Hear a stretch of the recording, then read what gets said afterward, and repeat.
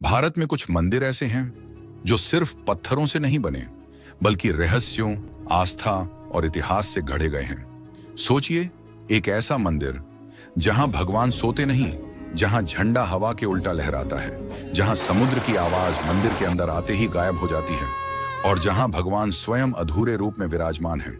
आज हम बात करेंगे पुरी के जगन्नाथ मंदिर की। सिर्फ आस्था नहीं, बल्कि इतिहास, रहस्य और विज्ञान की कहानी।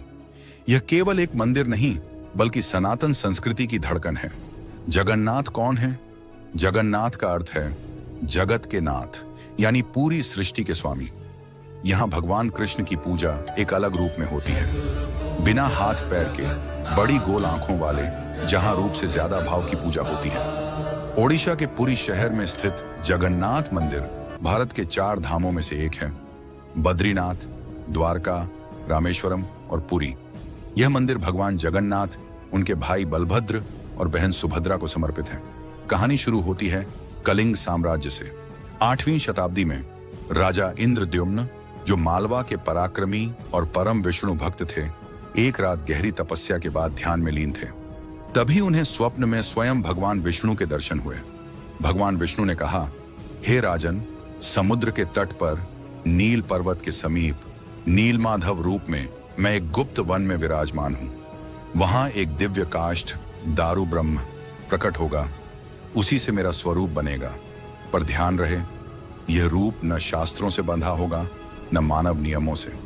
सपने में भगवान ने यह भी संकेत दिया कि वह मूर्ति पत्थर या धातु की नहीं होगी, उसका निर्माण साधारण शिल्पियों द्वारा नहीं होगा। यह रूप अपूर्ण दिखाई देगा, पर वही पूर्ण सत्य होगा। नींद खुलते ही राजा इंद्रद्युम्न समझ गए, यह कोई साधारण सपना नहीं, बल्कि युगों के लिए दिया गया आदेश है। उसी स्वप्न संकेत के पीछे चलकर राजा पहुंचे नीलांचल। पूरी खोज के बाद उन्हें नीलांचल पर्वत पर भगवान मिले, लेकिन शर्त थी, मुझे लकड़ी के रूप में स्थापित किया जाएगा, पर मेरी मूर्ति अधूरी रहेगी। यहीं से जन्म हुआ जगन्नाथ, बलभद्र और सुभद्रा के अद्भुत रूप का। जगन्नाथ की मूर्ति न हाथों से पूरी है, न पैरों से, लेकिन यही अधूरापन उन्हें संपूर्ण बनाता है। यह संदेश है कि भगवान रूप में नहीं, भावना में पूर्ण होते हैं। और यही कारण है कि हर 12 से 19 साल में होता है नव कलेवर, जहां पुरानी मूर्तियां त्याग दी जाती हैं और भगवान नया शरीर धारण करते हैं। ये प्रक्रिया मानव मृत्यु और पुनर्जन्म का प्रतीक है। मंदिर के शिखर पर लगा झंडा हमेशा हवा की दिशा के उलटा लहराता है। हर दिन एक पुजारी 45 मंजिल ऊंचाई पर बिना किसी सुरक्षा के चढ़कर झंडा बदलता है। कहा जाता है, जिस दिन झंडा नहीं बदला गया, उस दिन मंदिर बंद हो जाएगा। मंदिर में कदम रखते ही समुद्र की गर्जना अचानक शांत हो जाती है और मंदिर की छाया दिन के किसी भी समय जमीन पर नहीं पड़ती। जगन्नाथ मंदिर का महाप्रसाद दुनिया का सबसे बड़ा सामूहिक भोग है। यह प्रसाद मिट्टी के बर्तनों में एक के ऊपर एक पकाया जाता है। हैरानी की बात यह है कि ऊपर रखा बर्तन पहले पकता है, और चाहे 10 लोग हों या 10,000, प्रसाद कभी कम नहीं पड़ता। साल में एक बार भगवान जगन्नाथ मंदिर से बाहर निकलते हैं।